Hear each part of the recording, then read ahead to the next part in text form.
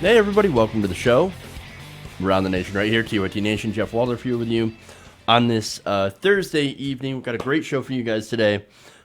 We've got, of course, Donald Trump saying horrible things about immigrants, as well as Puerto Rico. I've said this before, I'll say it again. He thinks Puerto Rico is probably not part of the United States. I can almost guarantee that that is the case. So we've got that. We've also got a little bit of tension between Donald Trump and John Bolton. That's fun. Then we have a great new plan. Bernie Sanders, AOC, teaming up. You're going to love the legislation that they're putting out. Then we've got the real caravan we should be paying attention to. Migrant caravan. And then, of course, happened again. We have another black person having the cops called on them for doing something normal. So, okay. All right. So, there's another story on that one we can add to the pile. Now, before we get into the show, please like and share the stream. Very, very important. Helps out a lot. It's super easy to do, so please do that. Okay. I also want to give a shout out to patrons. I want to give a shout out to Omar Neely, Haley Surreal, Bill McCabe, and Brian Scheffler. So thank you to all those patrons, patreon.com/TYTNation. That's how you can sign up, support the show, and keep us independent and keep progressive media on the air on YouTube. All right. Anyway, so I guess we should start with the first story then. All right. And by the way, here's a reminder. Please, send me messages, super chats, all that stuff. Interact with the show. I love reading your comments as it pertains to the stories. So please continue to do that. And I really look forward to reading them and answering them and talking about the comments. All right. That said, let's dive in. Let's talk about the newest terrible Trump thing he has said. Okay. Now,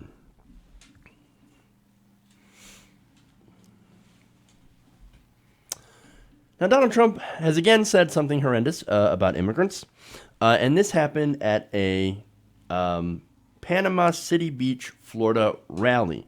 Now there, apparently he joined the audience in laughing at an impromptu suggestion from the crowd on what to do with migrants that try to cross the border. Take a look. Hundreds and hundreds of people, and you have 2 or 3 border security people that are brave and great. And don't forget, we don't let them, and we can't let them use weapons. We can't. Other countries do. We can't. I would never do that. But how do you stop these people? You can't. There's no... That's only in the panhandle you can get away with that statement.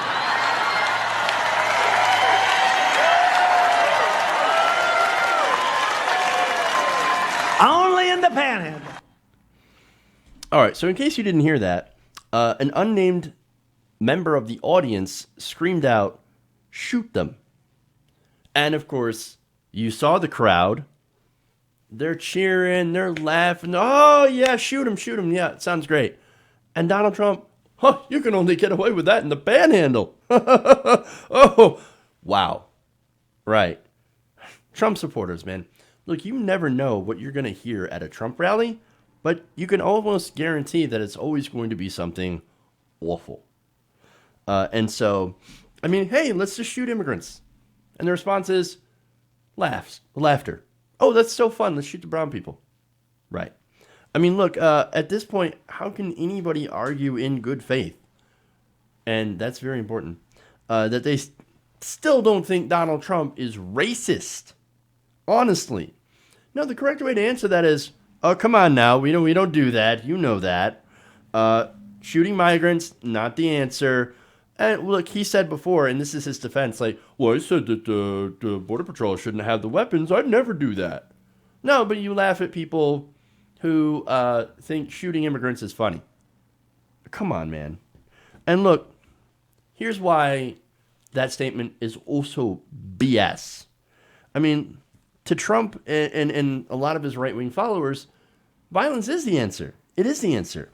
I mean, there was a recent police report that was revealed on Monday by TYT reporter Ken Klippenstein, which revealed that a member of a border militia group had said that he would love to put all immigrants in the gas chamber. And actually, he also praised Hitler. I didn't cover that story. It was outrageous. And this came from somebody named Armando Gonzalez, who is a member of the United Constitutional Patriots. So that's one of the militias, right, that's on the border. And he said, why are we just apprehending them and not lining them up and shooting them?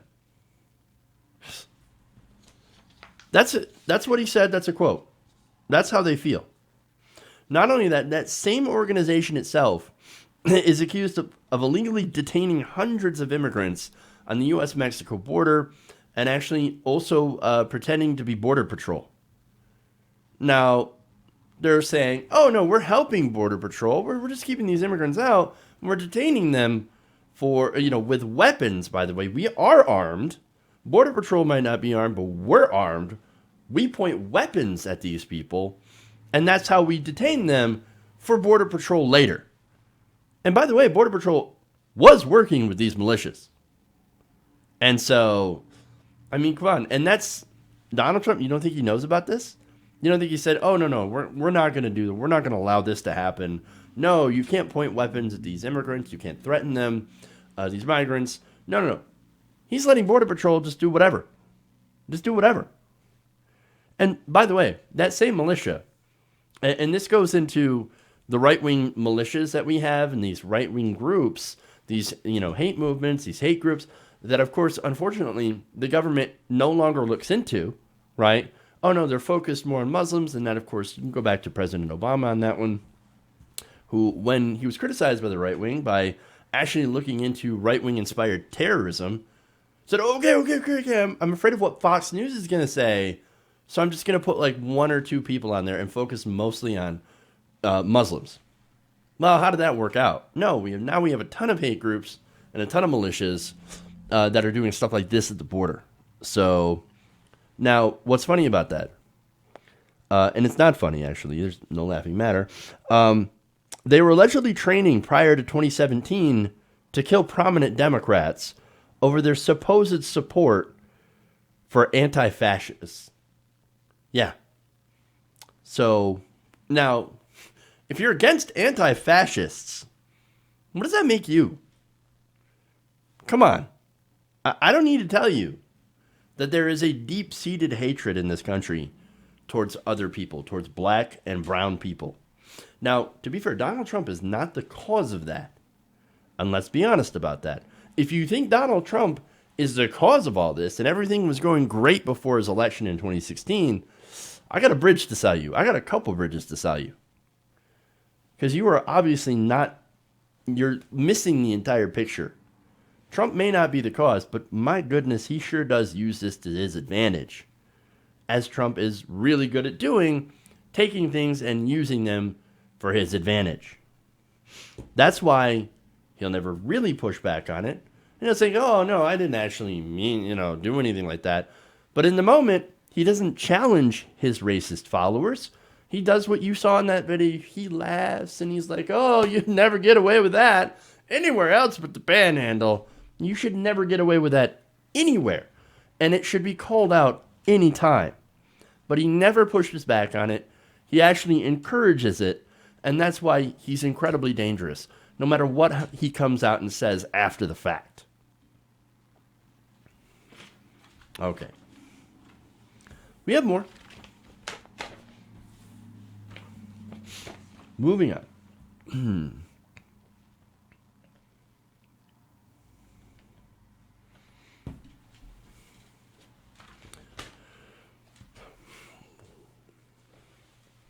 Now, during a rally in Panama Beach, Florida, President Trump couldn't help but attack the storm-ravaged island of Puerto Rico. Watch. I brought a chart. Would you like to see a chart? very haphazardly, I just happened to have it with me. So there's your chart. Does everyone see that? So now, see, I didn't want to spend on a big board because that costs the government too much money. I want to say that. But you can all see that. That's Puerto Rico, and they don't like me. Texas, Florida, the biggest hurricanes we've ever seen. Texas, Florida. But this, and what the Democrats want to do, they want to give more and more.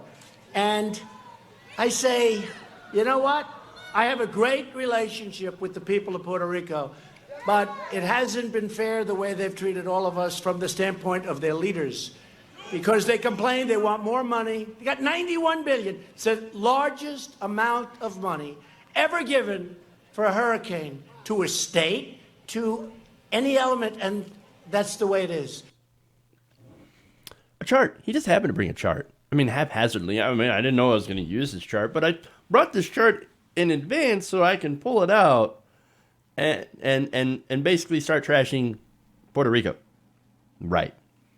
Dear God, he's learned how to use props. Oh no, now what's going to happen? Okay, so a couple of things, right? So one, I still think that he does not understand that Puerto Rico is part of America. It's an American territory, which means that everyone there is an American citizen. That is American as anybody in Florida, as American as anybody in Texas. Right? They are American citizens. I know that blows his pea-sized brain, right? But it's true. They are American citizens. But he's talking about, oh, they're leaders. They're not giving me any respect. And he's also complaining about, oh, we're spending so much money on Puerto Rico. And I just didn't get enough credit for spending all that money. $91 billion. Now, we'll get to that figure in a minute. But first, dude, you are the leader of the U.S. government. You are supposed to give aid to states and territories for natural disasters and not complain about it. You are not supposed to get a thank you for doing your job. It's like he now expects the people of San Juan to throw him a ticker tape parade. Oh, thank you so much, Trump, in your benevolence for showering us with our much needed aid so that we don't die. I mean, come on, man. No, it's your job. Just do your job. And by the way, his job performance, he sucks at it. As the Associated Press reported, Trump's numbers are wrong, as his assertion that the U.S. territory has set some record for federal disaster aid. They have not. Congress, by the way, which controls the purse strings, has so far distributed only about $11 billion for Puerto Rico, not $91 billion. So the government right now, under Trump, kind of sucks at their job. Just saying. But no, what's more important here than just the money? And the money is incredibly important because that goes to aid, infrastructure, medicine, food, rebuilding of the island. That is desperately needed right now. But what's also important here in the context of this rally is the message. Now, his message is, look at these lazy Hispanic people.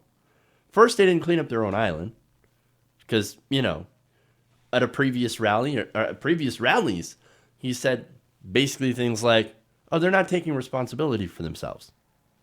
Insinuating, of course, that they are lazy.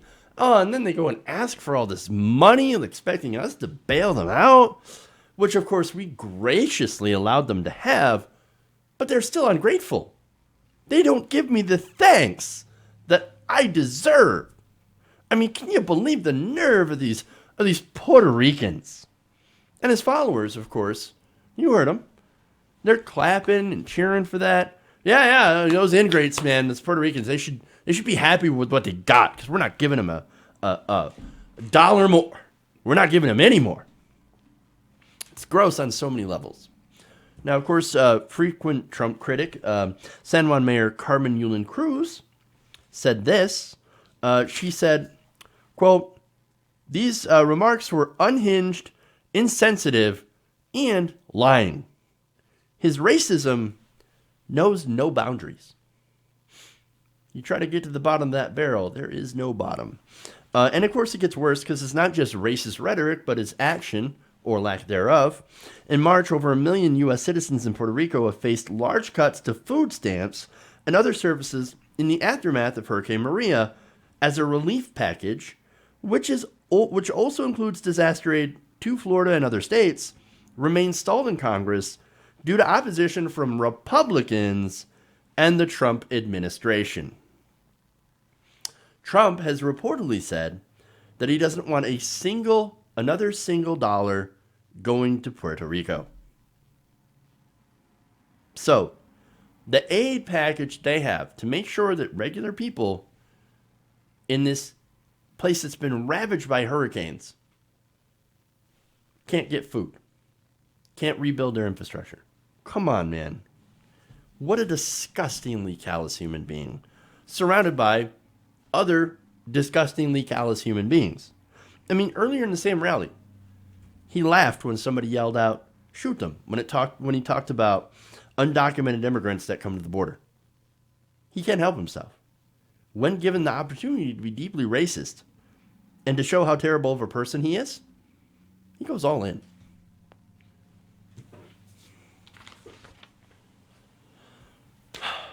Okay. More stuff. So let's go to somewhat good news, which is strange. These are strange times. Okay.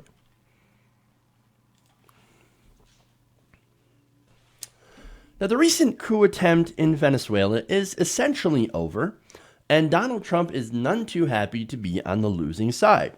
Now, according to the Washington Post, President Trump has been growing increasingly frustrated at his national security advisor, John Bolton, over a failed coup to oust Venezuelan President Nicolas Maduro.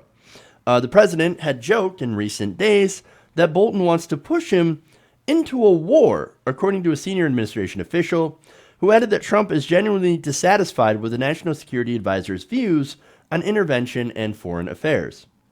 No, okay, let me be clear here. Bolton definitely wants to push Trump into a war.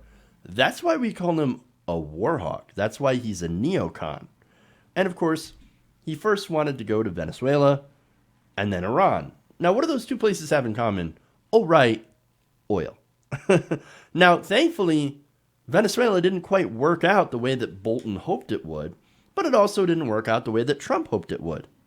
Now, as many troubles as that country has, it's not our place to intervene. It's not our place to get involved and, do regime change. Regime change wars are dumb and often turn out very, very badly, not only for the United States, but for the people that we come in to supposedly save, right? I mean, look at Libya, right? We all got together, international coalition to depose Muammar Gaddafi, a horrible tyrant, bad strongman, whatever. Well, now, I mean, Libya has open-air slave markets. They didn't have that before. No, that's a result of American freedom. Venezuela, you don't know, but you just dodged a giant red, white, and blue American Eagle adorned bullet. You should feel so lucky.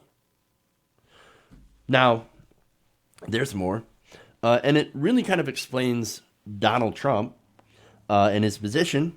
Trump has complained, according to the article, over the past week, that Bolton and other aides underestimated Maduro, who he called a tough cookie, according to 3 senior administration officials. Well, that's one name for him. The president was also frustrated that Bolton led him to believe that Maduro could be overthrown last week. Maduro instead rejected an offer to leave the country, and 2 key government officials backed out of a plan to defect. And the Venezuelan leader ended up mocking Trump and the foolish coup attempt backed by the U.S. Now, I'm no friend of Maduro, but it was a foolish coup attempt. We should stop interfering with other countries, especially if we're going to get mad about Russia interfering in our elections. Maybe we should stop interfering and trying to overthrow other people's governments. I mean, it would be a great day to not be able to have that hypocrisy on our country. Just saying. Now, this isn't exactly an issue where Trump is right. He just happens to be right there. I mean, he's right in the position, but he's also not right, but he's also not wrong. It's kind of a strange thing, right? The reason that he's in the right position on policy is only because he doesn't like getting embarrassed. Again, while this was happening, while this coup was getting drummed up, and we're thinking, okay, we're going to help out, Juan Guaido, and we're going to overthrow Maduro, and everything's going to be great. We're going to get all these oil contracts. Donald Trump was on board. Why was he on board? It's because, I'm backing a winner. This is going to be a winner. Everybody says that Maduro is finally going to get overthrown, and it's going to be fantastic, and we're going to get all this money and praise and oil deals, etc. That's all the stuff that John Bolton had promised would happen. And then it didn't, and Donald Trump is deeply embarrassed. And he don't like getting embarrassed. In fact, when he's wrong, he blames everyone else. John Bolton with your stupid mustache. You almost got us into a war, you dummy. Sad. Now, of course, later on, I think, and maybe I'm right about this, maybe I'm wrong, but he's going to come out later and say, oh, no, I never wanted a war with Venezuela. What are you talking about? No. I just wanted the democratic process to play out there. I never wanted a war. I never wanted conflict. We just wanted what was best for the Venezuelan people. And John Bolton, I don't agree with him on his stances. Watch for that speech, maybe a week or two. Or maybe the next time Venezuela comes up. Because what's interesting is before, he was super gung-ho. He wanted to free that, he wanted to jump in and free that Venezuelan oil. And no, that is not a misstatement. That's what this was about. It's always about America coming in and taking the oil. And by America, I mean multinational oil corporations. Donald Trump's only upset at Bolton because he allowed himself to bet on a loser. And if there's one thing that loser Trump can't stand, is being seen backing a loser. Now, there is one good thing about this. Actually, there are several good things about this. For one, we're not going into Venezuela. Yes, great. That's great because war with Venezuela or another coup attempt would be an absolute disaster. And then maybe this might also lead to Trump not listening to Bolton when it comes to Iran. Maybe, I don't know. That's a little bit of a stretch, but more realistically, this could get Donald Trump to sour on John Bolton. And maybe he sours on John Bolton, maybe sours on Mike Pompeo too, who's also a big person who's pushing for war with Iran. Maybe you get those guys towards the door. Well, that's a win for everyone, except for defense contractors. So let's hope that maybe some of that stuff happens. But as for now, not a bad story. Not a bad news day. Okay. I'm going to take a break. We'll come back. We got Bernie Sanders and AOC teaming up against the credit card companies. You're going to love that story. New migrant caravan. But wait, it's got a twist. And more stuff. So stay right here. Please like and share the stream. Super chats, comments, all that fun stuff. We'll read that right after the break. Stay right here around the nation.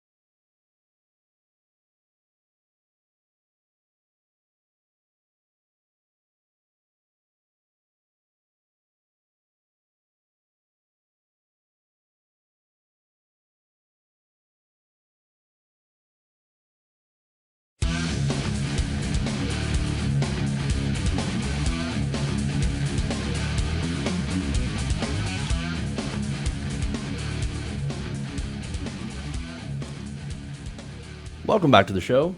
Around the Nation right here. Jeff Waldorf here. Okay, so got some great comments here, but before I get to those, I want to thank a new channel member, David Evanshine. Or Evanshine. Thank you for signing up to be a channel member. It's one way you can help the show. Other ways are, of course, patreon.com/TYTNation, Venmo, PayPal, etc. I don't know if I keep forgetting to do so, but thank you to RB for donating through our Venmo. Thank you so much. I appreciate that, as well as all the donations from all these separate places. And by the way, we also have new shirts at our Teespring store. So we've got some fun shirts. Check that out. You can get through that here on YouTube as well. There are links in the description. Okay. Now let's get to some comments. These are fun. Member comments. Sarge Tech says, Trump wants that mustache. I love it. John Bolton. LL says, Trump is like a toddler who seeks approval after he made a boom boom in the toilet like a big boy. That's funny. Also a little sad. Yeah, I mean, in the media, by the way, the media reports on that are like, Trump, he's presidential because he didn't crap his pants. That's basically what it was. At least what it was before. Now it's gotten actually a lot worse. Okay, anyway. Martin Trammell with this comment, waiting for Cenk to say, down goes Bolton. But wait, he has to do this first. Ladies and gentlemen, we got him.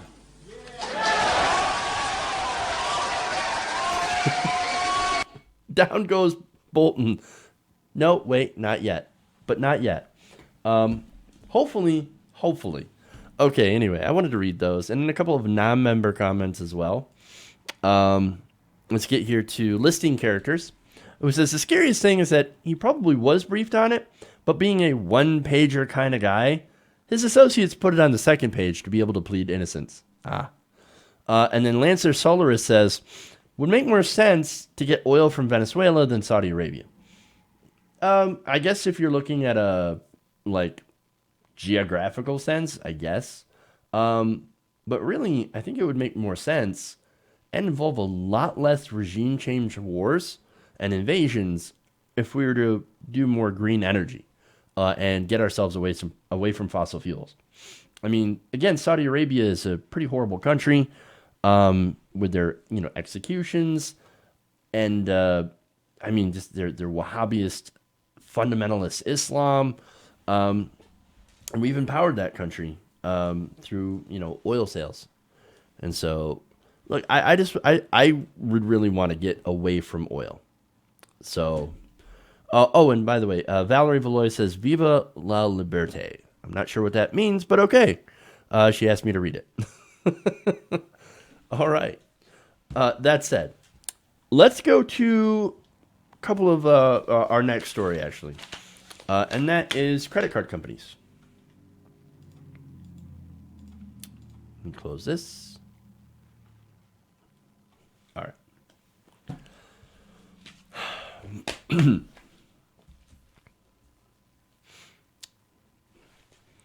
Now, Senator Bernie Sanders and Representative Alexandria Ocasio-Cortez have teamed up together to introduce legislation to take it to the credit card companies. Now, let me give you the details. According to the Washington Post, basically, their legislation would cap credit card interest rates at a total of 15%. Now, in addition to that, and it's not only 15% on interest rates for credit cards, but other consumer loans as well. States could also vote to establish their own lower limits under the legislation and would allow the U.S. Postal Service to get into the banking business, including offering savings and checking accounts. So we would literally have the U.S. Postal Service as a bank. That's awesome. That would be amazing for people because then they could put their money in the post office bank instead of dealing with credit unions or national corporations, like Citibank, Chase, JP Morgan, etc. All right. Now, Sanders, I'm getting ahead of myself. I was going to do a quote here. But first, more details. The 15% cap would be the same one that Congress imposed on credit unions back in the 1980s.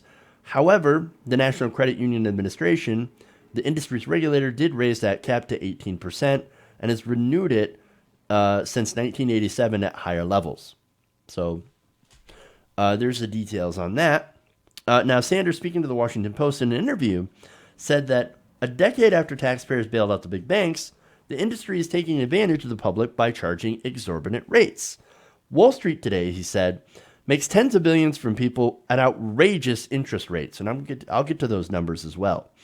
AOC, who will introduce the House version of the bill, said, quote, there is no reason a person should pay more than 15% interest in the United States. It is a debt trap for working people, and it has to end. She's absolutely right. This is a huge problem, considering how Americans have more than $1 trillion in credit card debt. It actually used to be the number one amount of debt that people had, but has been surpassed by student loans. And then mortgages also are very, very high in the amount of debt that people have in America. Now, what's interesting here is that, I know we're talking about interest, so unintentional pun there. A lot of times when you make a payment on your credit card or make a payment on student loans or any other type of loan, if you're poor, interest eats up a lot of your payment. And you really don't make that much of a dent on the principal. So if you're, low income, if you're low, poor credit, and you get this high interest rate, it can be really, really difficult to not fall into a debt spiral when you can barely afford the interest. You can't even touch the principal. It's another way that being poor costs you a lot of money. Now, of course, who's fighting this initiative? Well, you guys already know. It's the banks. Interest payments, turns out, is a huge chunk of their revenue.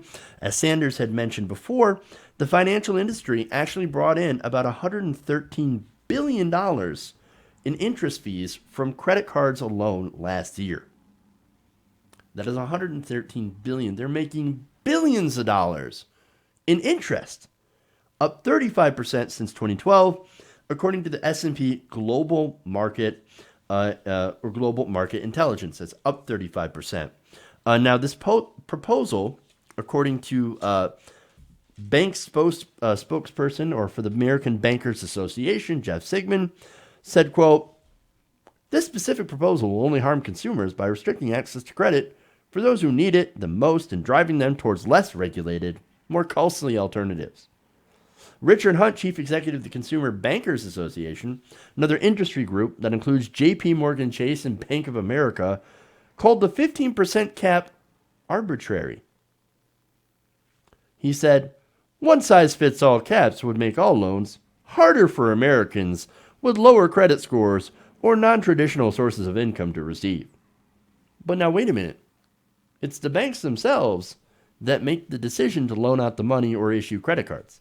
What they're saying is, unless we can, price gouge you with interest and bring in billions of dollars in revenue from interest and fees on our credit cards, if we can't do that, then what's the point? Then we're not going to loan out money. We're not going to add to the economy. Well, then what's the point of you existing? You're a bank. You're supposed to loan out money. Come on.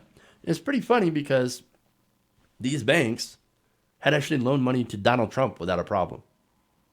Trump is a billion-dollar loser, and they still loan money out to him. Now, speaking of Trump, of course, the banks love him because one of his recent changes would allow debt collectors to call people with credit card debt or student loan debt 7 times a week and text and email as much as they want. So they love Trump, they love Republicans, but they hate this. And some of them are actually kind of scared that something like this could actually pass under a more progressive government. My example here is Jarrett Seberg. who's an analyst with Cowen's Washington Research Group, and she said in a research note, quote, "The progressive attack is organized, and there are multiple paths for them to achieve victory. It is why we believe this is a risk that is worth monitoring." That risk is you getting lower interest rates. And I would remind you that the banks themselves, after they crashed the economy in 2008, continued to receive incredibly low interest rate loans from the Federal Reserve. And they continue to this day. I wish we could get the rates that the banks get. They get these loans from the Federal Reserve at super low interest rates. They jack up the interest rates way above 15%, and then loan it out to us, who are barely struggling to make it by. A lot of people live on credit because they don't make enough money, and that's of course one problem leading to other problems. But the main problem here is Americans, their wages are stagnant. They're not making enough money. I think it was 40% of Americans can't afford a $500 emergency. That's horrible. And it turns people to have to do credit. And then, of course, there are these predatory lending institutions that say, okay, well, you need us, so we're going to jack up your interest rate super high and wring every penny we can from you. That is the business model, right? And now, let me get to the interest rates of what they currently have. Apparently, the average interest rate is about 21%. That's according to creditcards.com, which tracks data since 2007 and compiles data from 100 different popular credit cards. Now, that median interest, as I said, was about 21.36% last week. So they asked them last week, hey, what's the interest at? 21.3%. And it rose from 12.62% a decade ago. So it nearly doubled within the last 10 years. Gee, what happened within the last 10 years? We were recovering from a giant financial crisis in which the banks had caused. And their response to it, after getting bailed out by the taxpayer, is to gouge the taxpayer by charging enormous interest rates. And those rates have been rising fastest with people for people with the lowest credit scores. Now, according to Ted Rossman, an industry analyst for creditcards.com, he said, quote, "Issuers are taking an opportunity to charge people with lesser credit a bit more." Now, if you thought having a good credit score, being responsible and all that would help you get a better rate, well, no. For borrowers with good credit scores, high credit scores, the average interest rate was still around 17.73% compared to 16.71% a year ago. And if you have a bad credit score, you would have to pay 25% in interest. That's crazy. I mean, it's not just crazy. It's usury. We used to have laws against that. Now, look, I get reducing risk and all, and banks assessing whether or not they will loan out money, but this is insane. This leads to even more debt and even worse outcomes. So I'm glad that Bernie Sanders and AOC, they're working together. They're trying to solve this problem. And so, look, from this, we can tell who's actually going to be on our side and who's going to be in the side of the big banks. All right. Moving on. Let's get to more disastrous stuff.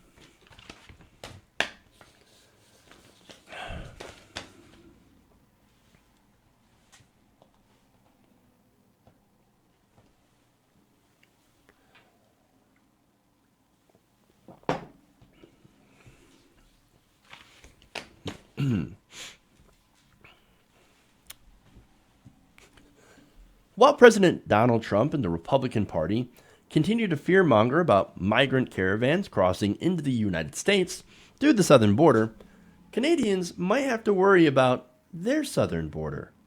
Now, it turns out that recently there have been caravans of Americans that have been making their way across the U.S. Into Canada to get cheaper prescription drugs. Now, apparently, insulin is one of the bigger ones that these caravans tend to come into the country for.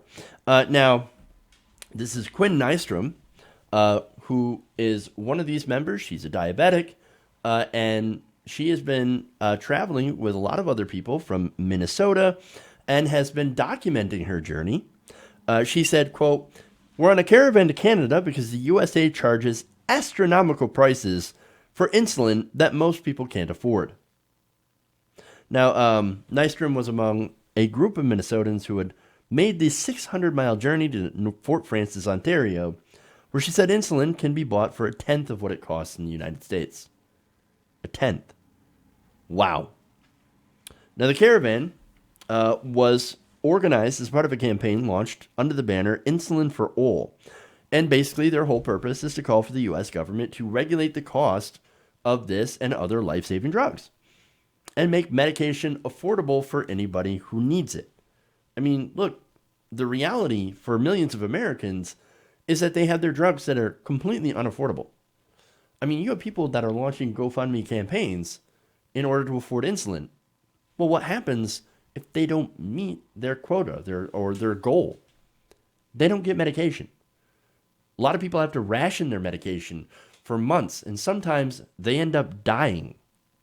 I think I read a story the other day where there was somebody who had seizure medication, and they couldn't afford it. They were rationing it. Okay, maybe I'll get it next month. Had a seizure in the shower, died. This is what happens in this country, in the wealthiest country in the world. Why? Why? Now, look, let me go into some of the numbers here. Now, according to data from Truven Health Analytics, the price of insulin in America has skyrocketed more than 1,100%. Despite the cost of production for a vial of analog insulin costing less than $10. They make it for $10, they mark it up, and they sell it. That is devastating. And it's no wonder people go to Canada in order to buy the same drug, same manufacturer. It's just cheaper. And now you might be wondering, wait, how's that possible? If it's the same drug, same manufacturer, how is it cheaper in Canada than it is here? Well, because in America, we allow pharmaceutical companies to get away with charging whatever they want. It's that laissez-faire, free market. Well, this is what happens in a completely free market. They jack up the prices so they can make an extra buck. Who cares if you die? It's your money or your life. And what are you going to do? What are you going to do? Now, and look, this is the real caravan we should worry about. Not about illegal, immigration, undocumented immigrants coming to the border, whatever. No, we should worry about the numerous amount of people that have to leave the country and go to other countries to get health care and life-saving drugs because it's so expensive here in America. And now, a recently released report ordered by Representative Elijah Cummings, who was part of the Oversight Committee, also found that millions of Americans who rely on insulin were paying up to 92% more than patients in other countries. Now, posting a photo of a Walgreens pharmacy store in on the caravan's journey to Canada, Nystrom wrote that the group, quote, could have ended our caravan to Canada in 5 minutes. But unfortunately, they charge $300 for insulin, so we will travel another 5 hours north so that we will only have to pay $30 for a vial of insulin. Now, another caravan member, Elijah Greenseed, who joined the caravan on behalf of her 13-year-old daughter, who lives with type 1 diabetes, told Newsweek that she first realized just how vast the difference was between the cost of insulin in the U.S. when compared with Canada while on a family vacation, when her daughter needed an emergency supply. She said her family has also traveled to other parts of the world and consistently found that medication their daughter needs for a fraction of what it costs in the U.S. Whereas in the U.S., she said 5 insulin pens might cost $700. In Canada, purchasing the same amount cost her family just $65. In Italy, it was $61. In Greece, $51. And in Taiwan, $40. You know why? Because these governments don't have or these places don't have a government that is beholden to pharmaceutical companies and special interests. Now, Green said in the United States, the exorbitant cost of insulin has been a, quote, big economic burden on her family, with both her and her spouse being small business owners. Now, the differences between the United States and the world are even more stark. In Canada, not only was the cost of insulin lower, but actually getting access to the drug was easier. Well, now wait a minute here. It's easier to get insulin and it's cheaper than it is in America. But I don't understand. I thought Canada had a socialist single-payer system. I mean, it's like communism up there. I don't understand. How could things be so much better? Well, let me explain how much better they are. Now, this is an example of what it's like to try to get insulin here in the United States. And this is according to Green said, quote, this year it took me 15 phone calls to a variety of parts of the healthcare system over 11 days before I could get my daughter's insulin refilled. And this is exactly the same insulin we've been getting for many years. But in Canada, you just walk in and you buy it. It's literally just as easy as, walking up to the pharmacy counter and asking for what you need.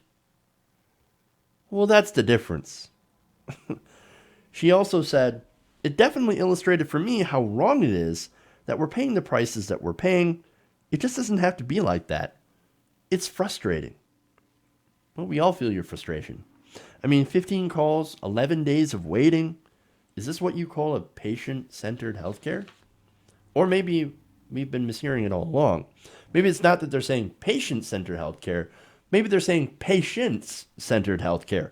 As in, sit down, wait, be patient, and eventually we'll help you after charging you the maximum that we can. That sounds about right. Look, this is why we need a single-payer healthcare system.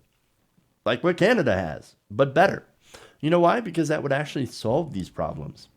Canada, look, they have ways of keeping the price of prescription drugs down, and they end up having better outcomes in healthcare. Oh, but Jeff, what about the people who come to the United States from Canada for treatment? Well, those people, they tend to come for electives or to bypass some of the waiting times for non-life-threatening conditions. So, yes, there is a bit of medical tourism from Canada. There's also a lot of medical tourism from America to Canada and to Mexico. So, look, they have a better system than we do when it comes to people who are not wealthy. Now, if you're a wealthy person, then why would you ever go to another country? You can afford everything here, not a problem. You don't get bankrupted from cancer. You don't get bankrupted from, these conditions, right? But if you're a regular person, if you're a working person in America, you do, and it happens all the time. So the people that you see railing against single payer, the pundits, the people on television that are telling you, oh, no, we've got to stay with this system. We need to stay with private insurance because it's better. Those are the people who can afford to pay for private insurance. They're not regular people, and they don't understand what it's like. Now, another quote here from one of these Caravan members. Actually, we'll go back to Green said, quote, there's a little bit of sense of relief in knowing that only 5 hours away we can drive to Canada and easily get insulin. But it's a little crazy to rely on another country. And she said, quote, heading north to Canada for medicine is obviously not the solution to this problem. It's really a matter of making broader changes to the system. Like, for example, allowing us to import cheaper drugs from Canada. That's something that Donald Trump had promised to do. Has Donald Trump done that? Has he put forward any sort of, push, right? Because he can't put forward legislation. But has he leaned on Republicans in the Senate to push for doing that, right? Because that's really the barrier there. House Democrats could put forward a piece of legislation. They could call it bipartisan and say, yes, we will allow these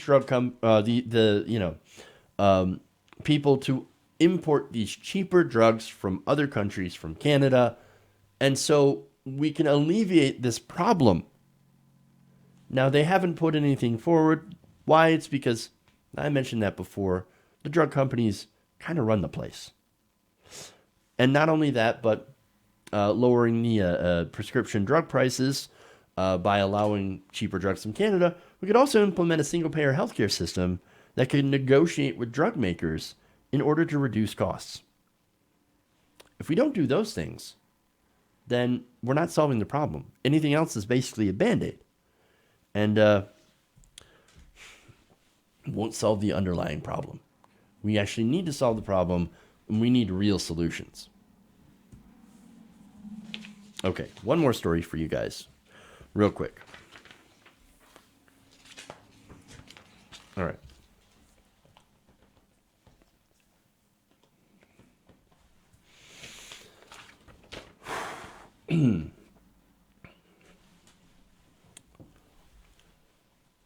A black Florida man says he was racially profiled and then issued a ticket by a policeman for using a bathroom at a Starbucks. Now, here we go again. So another person, black person, had the cops called on him for doing regular things. Now, this is Lorne Green, right? And apparently he's a business owner in the area. He said he was targeted immediately after walking into a coffee shop where he used a restroom before he tried to make a purchase. This has been reported by WTVT-TV. That's fun. Now, he said through his attorney, Jasmine Rand, quote, as soon as he entered the door, he heard somebody say there's a big black guy headed towards the restroom. A few minutes later, this incessant knocking starts, knocking on the door over and over again. Do you need fire rescue? Do you need fire rescue? Apparently, that was the employees knocking on the door and asking, oh, do you need help? Do you need help? Do you need help? No, I don't need help. I need to take a pee. That's all I'm doing here. I mean, again, he was in the bathroom. He wasn't stuck in the bathroom. He wasn't asking for help. What was going on? What was happening? I mean, look, I've used a restroom before in a Starbucks, right? Without purchasing something first. And I never had that happen. Look, it's not out of the ordinary that people do that. Why would they need fire rescue? What's going on here? I don't know what's going on. Now, apparently, Green, they think, oh no, they were trying to get him out of the bathroom for some reason. And so Green, with that knowledge, he decided to call up a corporate representative to tell them, hey, these employees, they're trying to get me out of the bathroom for some unknown reason, and they were saying things like, oh, here's this big black guy, right? We got to get him out of the bathroom. Now, he spoke with the representative for about 20 minutes in a call that both he and Starbucks had recorded, so I'll give you the link to that. And the customer service representative had asked, so you feel like this is racially motivated, correct? He responded, yes, it is very, because I walked in and she immediately, in not even 5 minutes, she goes, a black male went inside and called the police on me before I even got in the bathroom.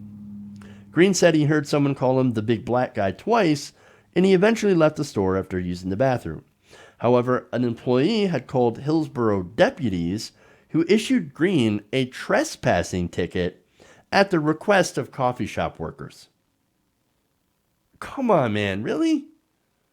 He was trespassing by going to the bathroom. Wait, what? Come on. Look, maybe if you hadn't harassed him while he went to use the bathroom, he would have been out in a couple of minutes and maybe would have bought something. I mean, he wasn't breaking any laws. Even though he was given a trespassing ticket, he wasn't even breaking company policy. Now, that company policy, by the way, changed after 2 black men were arrested for sitting in a Starbucks without buying anything. Now, you guys remember that story. It was all over. It was viral. Now, they changed that policy, which now permits anyone, including non-paying guests, to sit in the shops and use the restroom facilities. That happened last month, right? And so he was well within his rights to come in and use the bathroom. But apparently, the employees must have not gotten the memo. A Starbucks spokesperson told the TV station the company strives to welcome everyone in a warm environment and had zero tolerance for discrimination of any kind. And yet, this is what happened again. Now, the company says that they are conducting an investigation of the incident, and Green says he intends to file a lawsuit and fight the trespassing citation. He also hopes that Starbucks fires the employee who called the police on him. He said, quote, "It's being humiliating and defaming me and belittling me. I just feel awful, and I tried to make the best out of something that was truly escalating out of control." So now apparently you can't even use an open restroom as a black man in America. It's insane. And what are the things you can't do when you're black? You can't barbecue while black. You can't hold a pool party. You can't go to a pool party. You can't use a communal pool, even if you live in that community. You can't babysit white kids while you're black. You can't be at a public park. You can't have a birthday party at a restaurant, even though you paid for a table. You can't sit at a Starbucks. You can't even relieve yourself in a public restroom without some white person calling the cops on you. Gee, I wonder why some black people feel like second-class citizens here. And of course, I don't have to remind you of how dangerous it is for black people to deal with the police. I mean, you guys saw the cell phone video of Sandra Bland. She was threatened by a police officer before she was arrested and jailed for failing to signal a lane change. But her real crime, of course, was being disrespectful to a police officer while black. She later ended up dead 3 days later in her cell. So, no joke. Again, I have to say this every time this happens. For the love of God, stop calling the cops on black people for doing normal things. Just stop. Okay. All right. That's it. That's all I got for you guys. Thank you for going around the nation with me today. We'll be back tomorrow for our last show for the last show of the week. Anyway, so tune in then, same time, same place. Please like and share the stream. We'll see you guys tomorrow. And remember, change begins with you. Good night, nation. See you tomorrow.